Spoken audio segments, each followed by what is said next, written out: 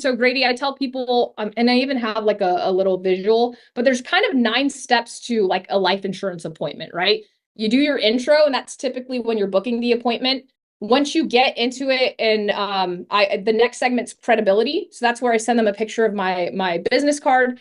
And I try not to say business card. I've been saying now verification card. So after I verify their info, I'll say, hey, Grady, the state requires you write down my information, grab a pen and paper, let me know when you're ready. And then I'll give them my national producer number. I would say, hey, that number is super important. That's how you're going to identify me within the state. You can go directly to the Department of Insurance website, look me up, okay? Grady, the number I'm calling you on, it's not a landline, right? It's a cell phone? Yeah, it's a cell phone. I just texted you over a picture of my verification card. Do me a favor, pull that up when you get it. They pull it up. Cool. There's my license number that you wrote down, my full name, a picture of me so you know who you're talking to, okay? I wanted to leave that for your records. And then when I text them and I notice they have an iPhone, I might just like FaceTime them right then and there. And then so that's the credibility portion. I think that's so important. I think that's key because we know we're going to be asking them sensitive pieces of information. So I always say, hey, the state requires I leave that with you. They already have that, like, okay, cool, this is a professional, right? Oh, there's a picture of her. There's her national producer number. You don't necessarily have to have a business card, but it's free on Canva to make one. So highly, highly encourage you to go mess around and YouTube a tutorial on how to do one and take a screenshot, keep it in your phone and text it to people. So there's intro credibility. After credibility, we're doing the discovery.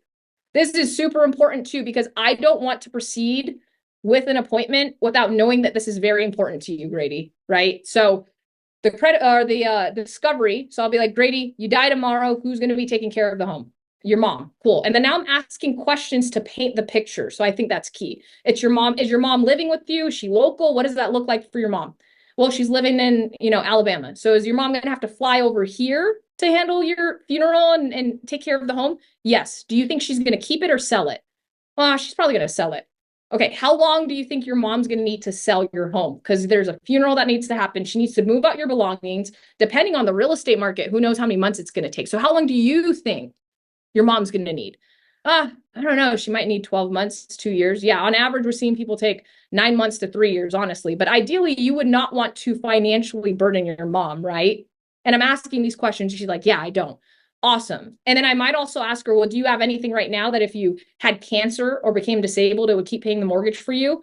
I don't. Cool. Let's see what we can do to help you out. And then, so that's the discovery. The next segment is the process. They need to know what we're going to be doing. So I'll say, Grady, cool, this is what I do. I'm a medical field underwriter. I ask a lot of medical questions. And again, I'm giving a quick synopsis on this.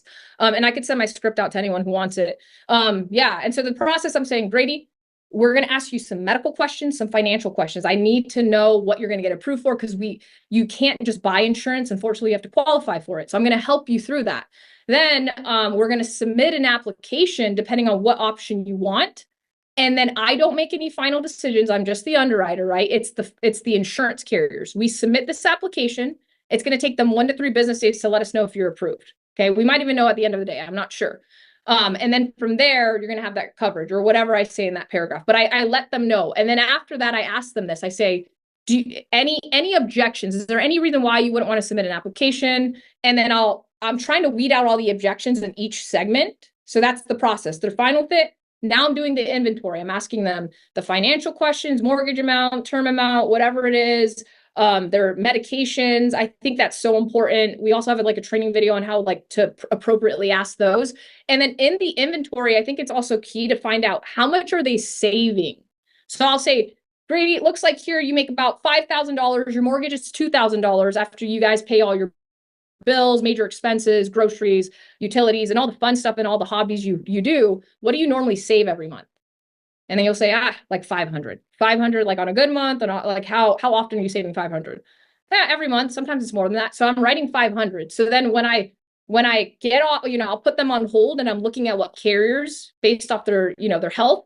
Then I'm going to show them premium amounts that will never exceed 500, that won't even touch 500. And now I'm in that budget category without them asking, hey, what's your budget? I ask them, what are you saving every month? And then from there, you kind of work it backwards. So that's the inventory.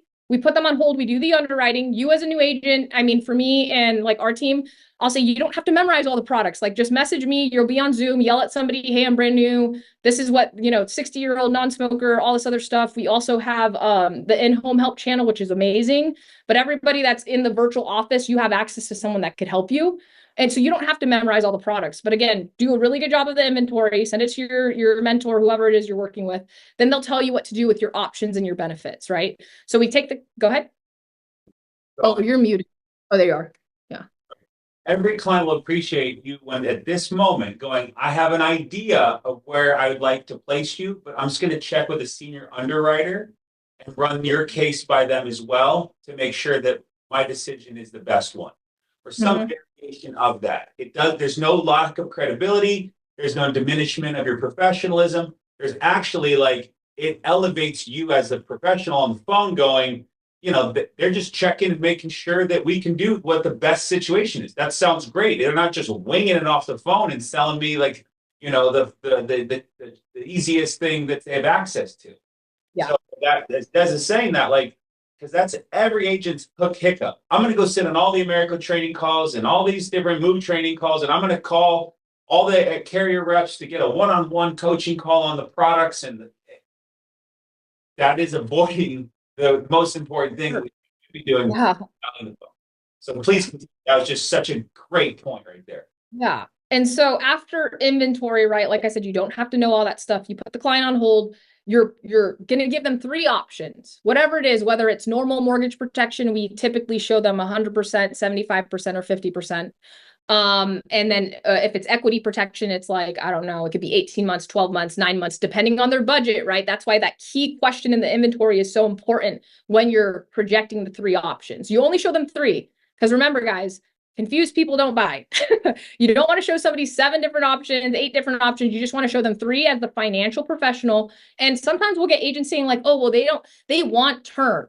It's not what they want. It's what can they qualify for? So again, I don't expect people to have that demeanor right away. You have to, again, just build that psychology that you're the financial professional. Just like if I walked up to somebody that, I don't know, was doing my eyebrows, I'm not going to tell her how to do my eyebrows. She's the professional. I love and I respect people in their professions, because I'm going to stay in my lane, you stay in yours, right? Because you took, all that accreditations to get to wherever you're at. So that's the 3 options, right? You let them pick one and feel very confident about whatever they pick. If you sense any hesitation, I might say, Mary, I'm sensing a little hesitation. Is it what's going on? Is this something that is super important to you? Because again, I don't want to push through an e-app and then that it cancel. I'm super serious about who we push through. So that they pick an option, we transition into the e-app, then we cement the sale.